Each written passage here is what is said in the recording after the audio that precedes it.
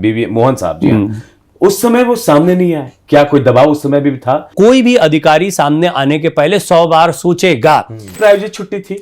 प्रायोजित नहीं, ये साफ करता है कि मॉड्यूल तो वही चला आ रहा है, पाकिस्तान प्रायोजित आतंकियों का, लेकिन इस वाले पोर्शन को उठाकर किसी पर थोप दिया गया। बीवी मोहन साहब जी, उस समय वो सामने नहीं आए, क्या कोई दबाव उस समय भी था? क्योंकि मेरी जानकारी के मुताबिक सिमी के तमाम आतंकियों ने स्वीकार कर लिया था अपनी संलिप्तता। इसके बाद अचानक से भगवा आतंकवाद, हिंदू आतंकवाद कैसे जुड़ गया? कल एटीएस के एक पूर्व कर्मी का बयान आपने सुना होगा, आपने न्यूज में खूब चलाया भी होगा। बिल्कुल बिल्कुल। और उन्होंने कहा उन पर दबाव था मोहन भागवत की गिरफ्तारी का। जी, पहले क्यों नहीं आए, ये सवाल हो सकता है। देखिए क्या होता है, जब सत्ता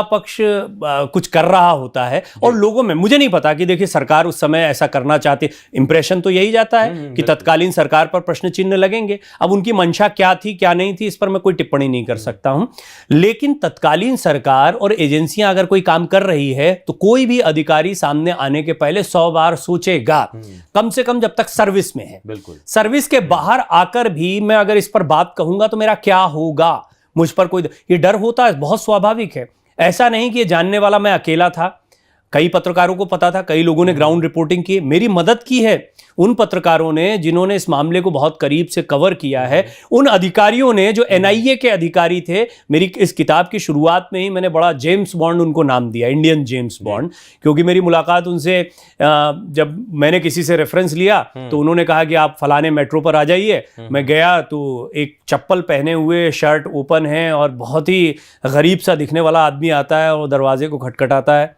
तो मैं उतारता हूँ, मैं कहा हाँ भाई साहब बोलिए। तो वो कहते हैं कि प्रवीण तिवारी। मैंने कहा हाँ। दरवाज़ा खोलिए। मैं सकुचाते हुए दरवाज़ा खोलता हूँ, बैठते हैं, बोले गाड़ी आगे लीजिए।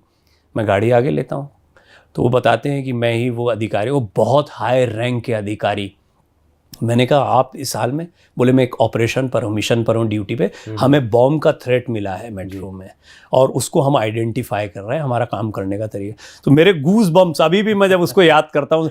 और उसके बाद सीक्रेटली वो एक दिन मेरे चैनल के दफ्तर में आते हैं, वहाँ पर एक फाइल रिसेप्शन पर रख कर चले जाते हैं, बोलते हैं प्रवीण तिवारी के लिए रिसेप्शन से फ़ोन आता है, मैं जाता हूँ, उसको कलेक्ट करता हूँ, उसमें कुछ डॉक्यूमेंट होते हैं। फिर उन्होंने ये कहा था कि आप मेरी आइडेंटिटी कभी डिस्क्लोज नहीं करेंगे, उस पर मैं आज भी कायम हूं। और उन्होंने ये भी कहा कि मैं आपको सपोर्ट करूंगा, लेकिन कभी मेरा नाम आपने रखा तो मैं सब डिनाई कर दूंगा। ये आपका जो सवाल था कि उस समय पर वो क्यों सामने नहीं आए, पत्रकार के नाते हम कई ऐसे फैक्ट्स को रख सकते हैं जिसको देखने के बाद में एक होता है ना कि हमारी अपनी समझ भी तो है, हम सीधे सीधे देख रहे हैं। मेरा एक चैप्टर है वो दौर जब पाकिस्तान प्रायोजित आतंकी छुट्टी पर थे। आप देख रहे हैं सरोजनी नगर, पहाड़गंज, एक लंबा उसमें डिटेलिंग है कि यहां से यहां तक पाकिस्तान प्रायोजित आतंकी बम धमाके करते हैं। फिर उसके बाद में 26/11 और बहुत सारे इसके बाद में, मतलब मालेगांव, मक्का मस्जिद, अजमेर शरीफ, ये जिन धमाके और समझौता एक्सप्रेस, इनको जिनको कथित तौर पर इससे जोड़ा जा रहा था, इस पीरियड को देखेंगे तो इसमें पाकिस्तान प्रायोजित आतंकियों ने कुछ नहीं किया, लेकिन इससे पहले और इससे बाद में दोनों ही समय पर किया। यानी इस समय पर वो छुट्टी पर गए थे, वो कह रहे थे कि चलो तुम ये भी प्रायोजित छुट्टी थी।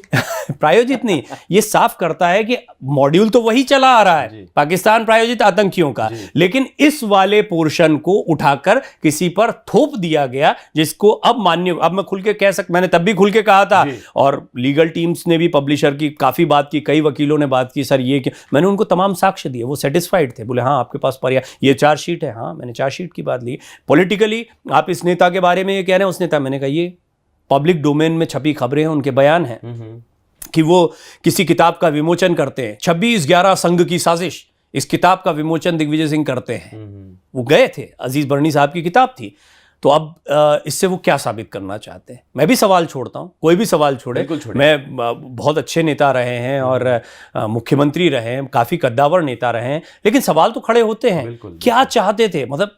और भगवा हमारे देश की पहचान है, इसमें कोई दो राय नहीं। हम सभी धर्म यहाँ पर रहते हैं और ये भारत का ही तो दम है कि यहाँ पर अल्पसंख्यक भी ग्रोथ कर सकते हैं।